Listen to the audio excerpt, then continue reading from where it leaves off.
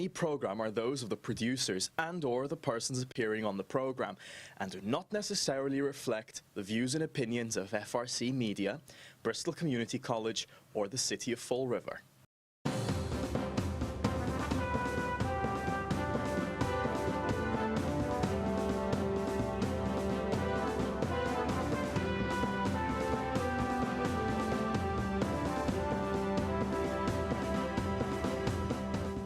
Well, hello. Welcome to Spindle City Straight Talk. I'm Chip. And I'm CJ. And it is Friday in the Rib. Yep. And we want to apologize to our YouTube viewers because we're late this morning.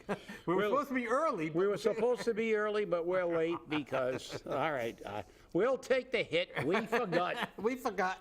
We didn't put it on our calendars, and if we don't put it on our calendars, we don't remember doesn't happen. anything. That's doesn't right. happen. That's doesn't right. happen. Doesn't exist, so. Like you said, you're a hamster. That's it. Yeah, I hate my iPhone, but if I don't have my iPhone calendar, I'm lost. If the thing obliterates something if I delete something from that calendar, I'm wandering around like I'm a lost soul in the desert here, like Moses wandering around in the desert. Well, the worst part about it is, you've got your dog. Yeah. It's like me. I don't have to crate my dog because he won't chew up the comforters. Instead, he'll chew up the toilet paper. But other than that... Yeah, well, she is a chewer, but, well, we've, this morning, I don't know, CJ, you got anything super relative? Well, in the city, yeah. It was announced that in the past month, month, we've had 5,400 cases of COVID, which goes along with the infectious nature of Omicron. Yes. I haven't seen a major uptick in the local hospitals with ICU cases and whatnot, but I'm also not getting those numbers. Yeah. But it'll be interesting to see. You're right, and I'll tell you, there's so much misinformation that everybody gets accused of, but fact is there is so much misinformation about things. I just learned something this morning that we're on the subject that they're always talking about this massive shortage of beds. The hospitals are overwhelmed. Right. Well, I found out today that they've had a massive decrease in the number of emergency room beds and other beds in hospitals throughout the country. Right. Because hospitals are there to make money, and they reduce the number of beds if they're not filling the beds. Right. And they reduce the personnel. Correct. So they're complaining about it, but they created the problem. You see, they like to blame COVID is the new Pearl Harbor. Yep. It's like it's responsible for everything. But the reality is that, and ironically enough, I just saw yesterday a thing that Tufts is closing its pediatric wing for more ICU beds. For more general beds, and why? Not because he said because they can't fill the beds with pediatric patients. Well, because anymore. you got to remember, in Boston you've got Boston Children's Hospital. Yeah. Okay, if you got a choice between Tufts and Boston Children's, I'm going to Boston Children's. I'm not going to Tufts Floating, but that's neither here nor there. Yeah. I know when I was a kid, I was in Boston Children's, so I know what it's like. Yeah. But again, they blame everything. That's what politicians do best. They spin everything, of course, to make it look like, this mass hysteria, and then we got everybody driving around with helmets on and face shields. And Omicron is extremely, we're hearing a lot about how many cases. We're not hearing about very many deaths, though. Right. Because and just like I saw a whole bunch of riots throughout the world about mandates and stuff that are proven, being vaxxed now, they're saying it doesn't really help you with Omicron. They actually, many of the medical professions want you to get the Omicron to get the natural immunities. Right. Because this is endemic stages, and it's crazy. But, we hear about stuff like that, and because we do listen to outlets and do some research into it. But I was really amazed by the amount of beds because I had the exact statistics. I forgot how many he had. I don't know how many millions of beds we had available throughout the country. Now we're down below 1 million. And but it's because it's all about money, and we know that. And ironically enough, I got to segue into something that I heard on the radio this morning, and heard of it too. I got a few calls on it, and I turned it on, and I heard the tail end of it. We had our new old councilor Joe Camara on the radio, and I will be perfect. I didn't hear the entire thing, but I heard the same old hackneyed stuff. He was talking about the increases in the water fees. Well, you want clean water, you got to pay for it. Well, you want the body cams, you got to pay for them. Yeah, no kidding. We know that, Joe. Come on. We've been hearing this from you for decades. We've been hearing it for 40 years. But I'm going to tell you what I got a problem with. Then he hit us with the famous line. You want good people, you got to pay them well. How long have we heard that? Every time they want to give their friend a pay raise. My position is, I don't mind paying people if they're doing the job. I don't want to pay 6 people to screw in a light bulb that one person could screw in. And that's what we have on the city. He's talking about, you want clean water? I've owned my house for a very, very long time. And I've been paying a water bill ever since I bought it. And I've been hearing about clean water ever since I bought it.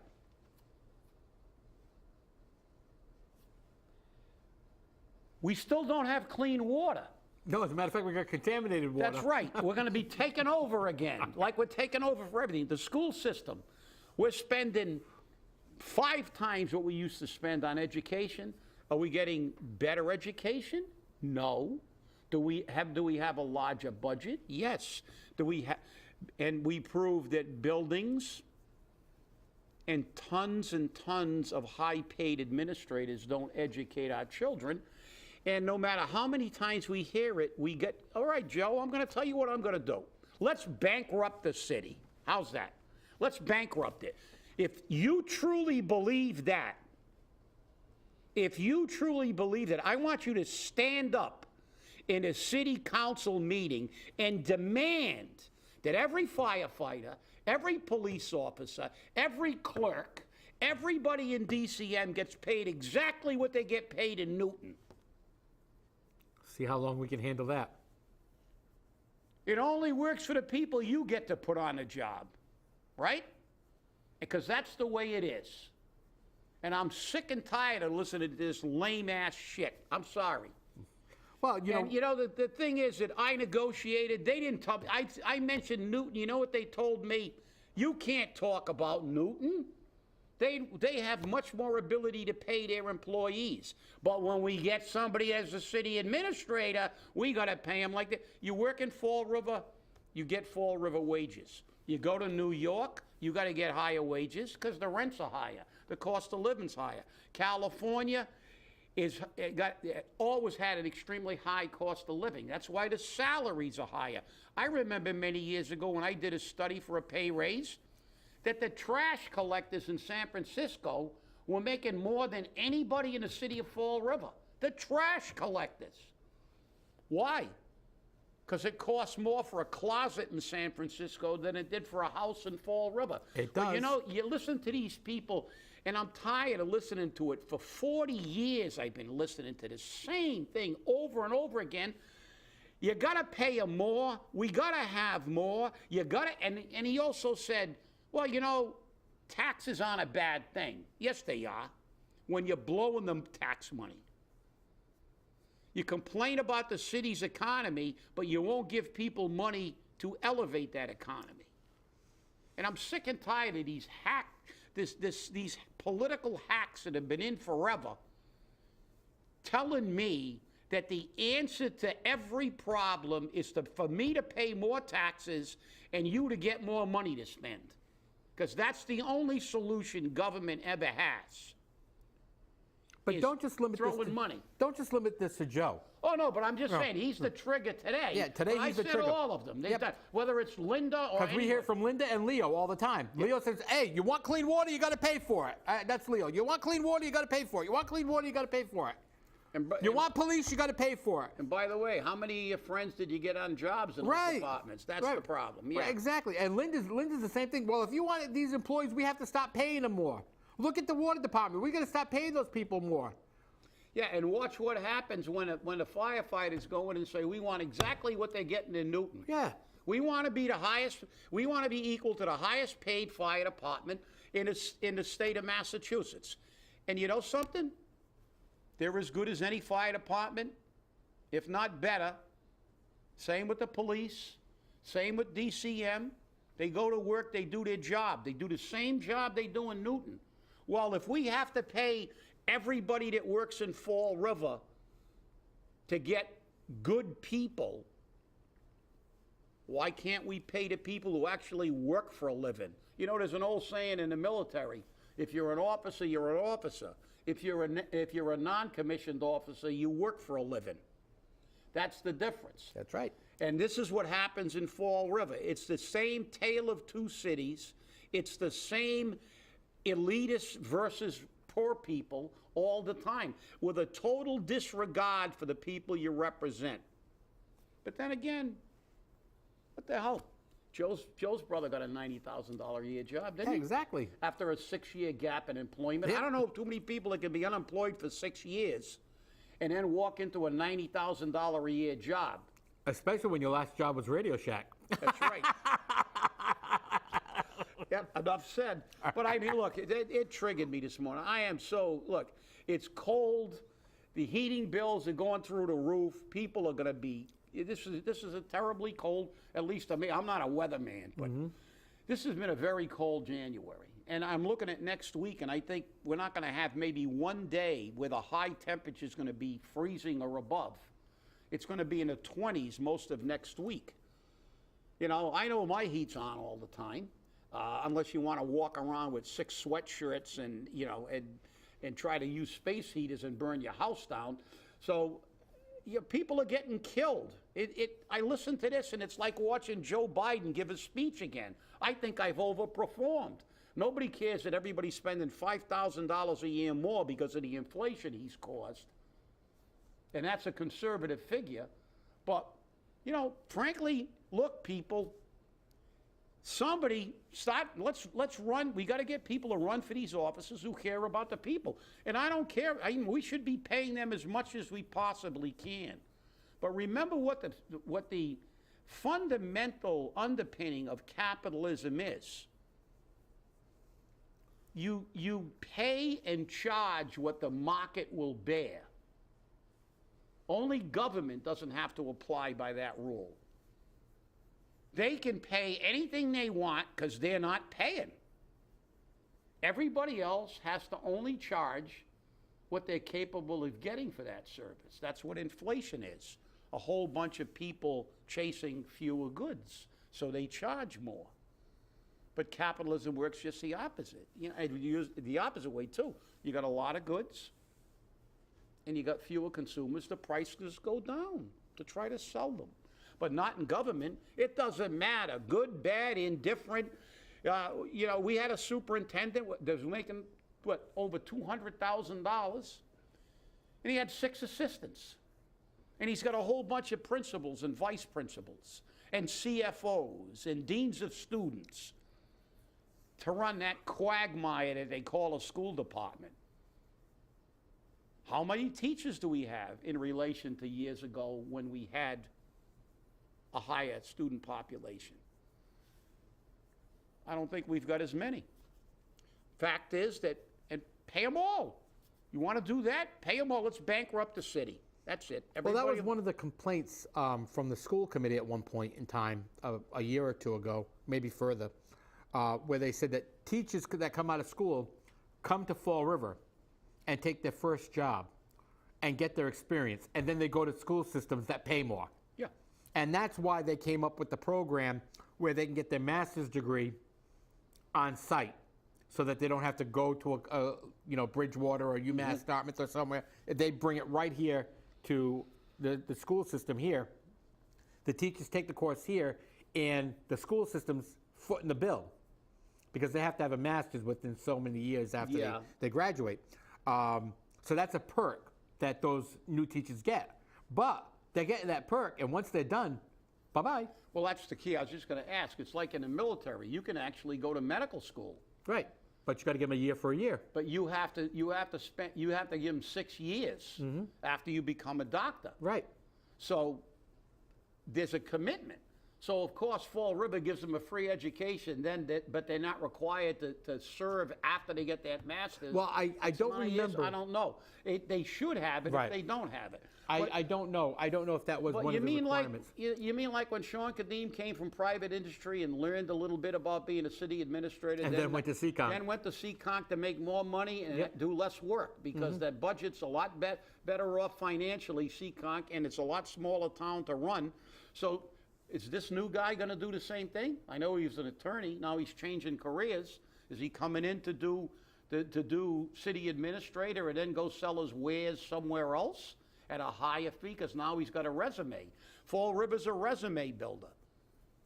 And the thing is, you want to pay these people. Listen, everybody. I know that this is a blue state, and they love to talk about equity and equality. So let's have some equity here. If you're going to pay the big guys and your appointees and your friends the highest salary you can give them and try to match everything in the state and give them the highest salaries in the state, do the same thing for every other person that works in Fall River. Or say Fall River does not have the ability to pay the same wages they pay in Boston because Boston has a lot more money.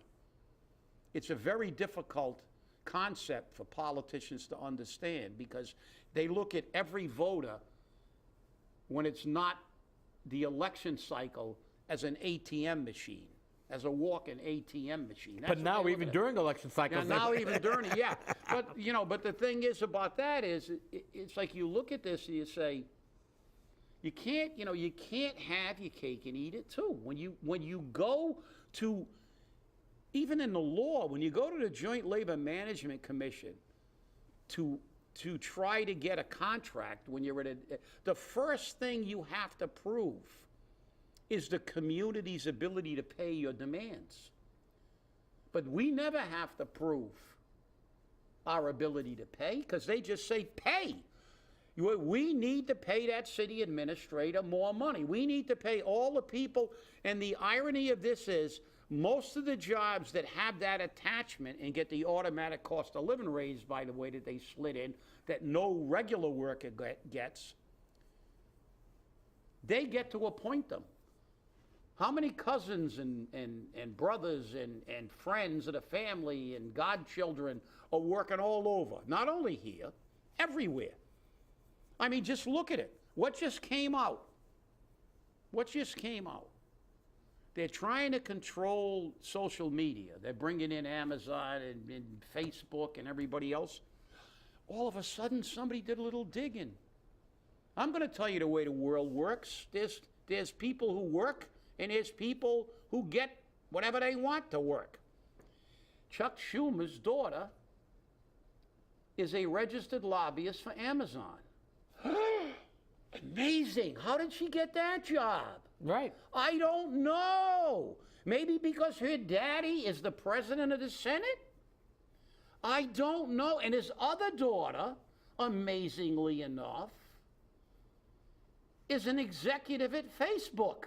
Amazing. Do you think they got that because they had such great qualifications? You think Bezos hired her as a lobbyist? Who knows what she's getting, $500,000, $1 million a year?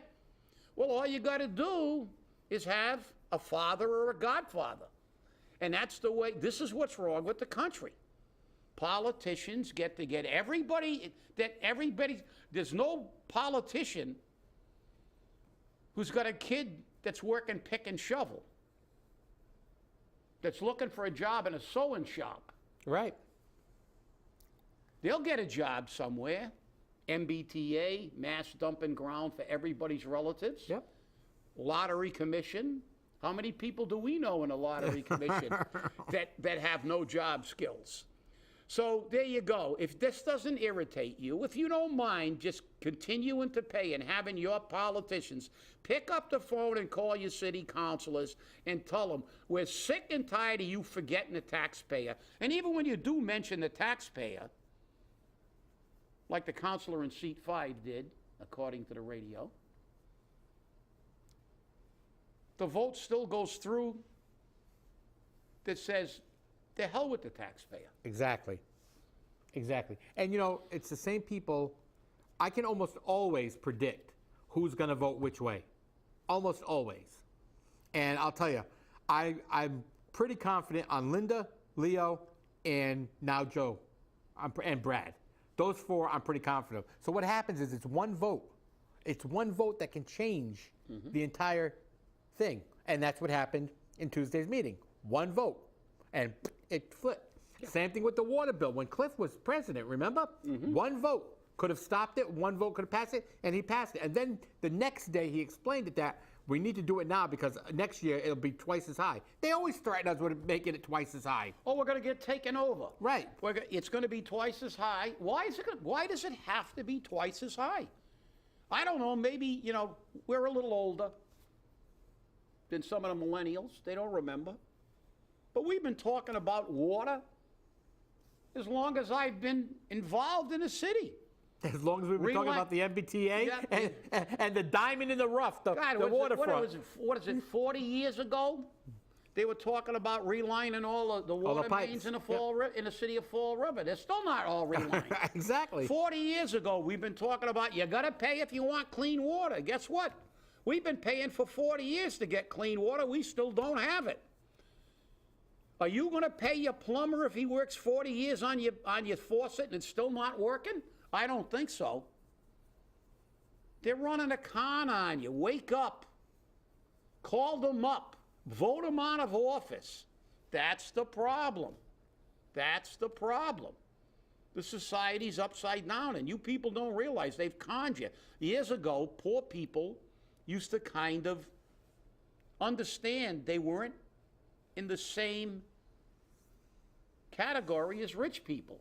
And I told somebody I was going to bring it today, and I forgot because I forgot what time the show was, right? But I was going to get my old untold story of labor, so I'll paraphrase. Nothing's changed. In the 1800s, some rich people got together, and you know what they said? They said, we elected, I'm paraphrasing, so don't quote me. I'll bring it in Monday, and I'll read it verbatim. They said, we elected a Republican governor on the West Coast, a Democratic governor on the East Coast. We've elected everybody we want to Congress and the Senate, and we don't care who sits in the Oval Office. We're the rich. We control this country, and we are not going to give up control of this country ever. And that was in the 1800s. And guess what? It's still like that today. It's not Vanderbilt. It's Bezos and all the rest of them. They still control the country, the elitists, like the elitist who said, I said on the last show, he doesn't care about Uyghurs being gang raped, murdered, their organs harvested. They don't rise to his level of concern. They don't matter. They don't matter.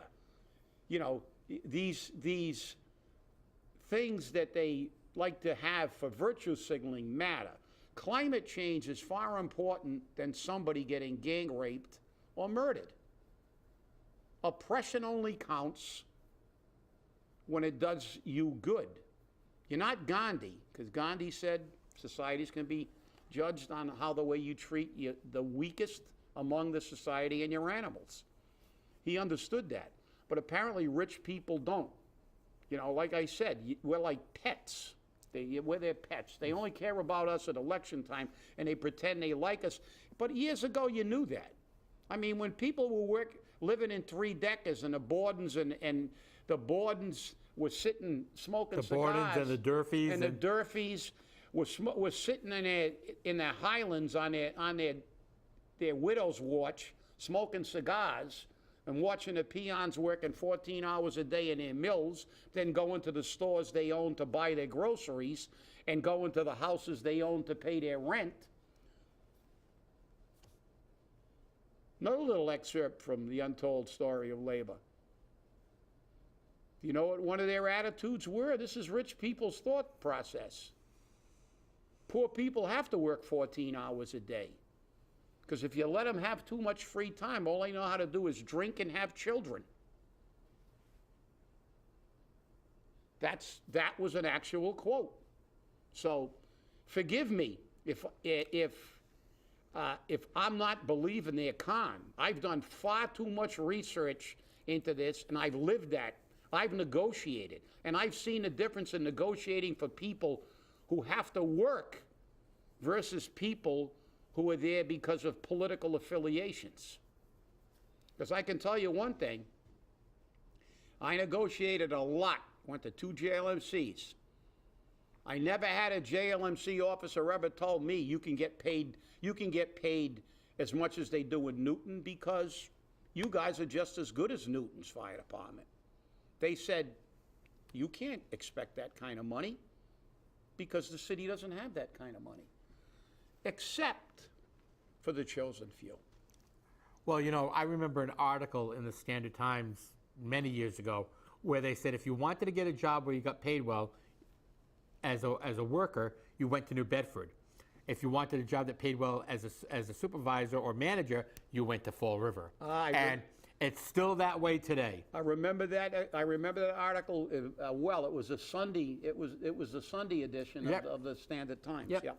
And you know that it still holds true today.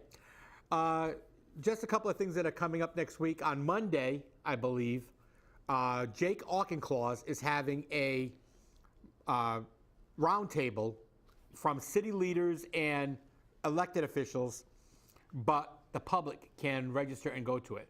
Paul is one of the keynote speakers. Imagine that. Imagine. There's also a community roundtable. They're all virtual, so that the elected official and his staff can talk to the public about what their needs are, what they can provide for them, and the process of getting help from the elected official's office. I got an email on that 2 days ago.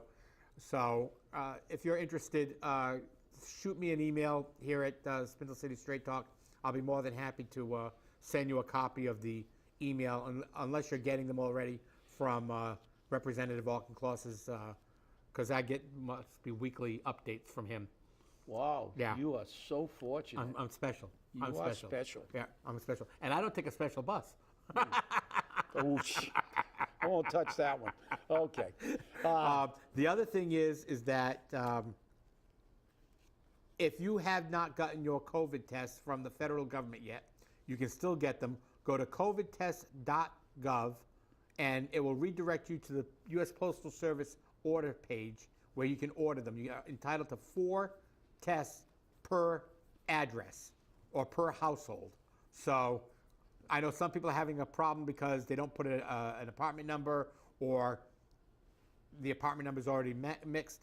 The post office already has these set up. They know what apartment number is where and how many there are. So please be sure you keep your address when you order these accurate. You had something else to say, Chip?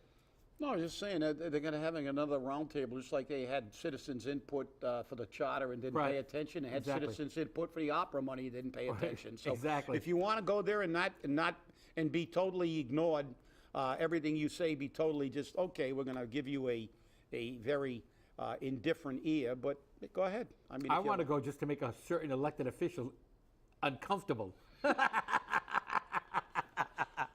Because you have to admit, I mean, Paul's a keynote speaker.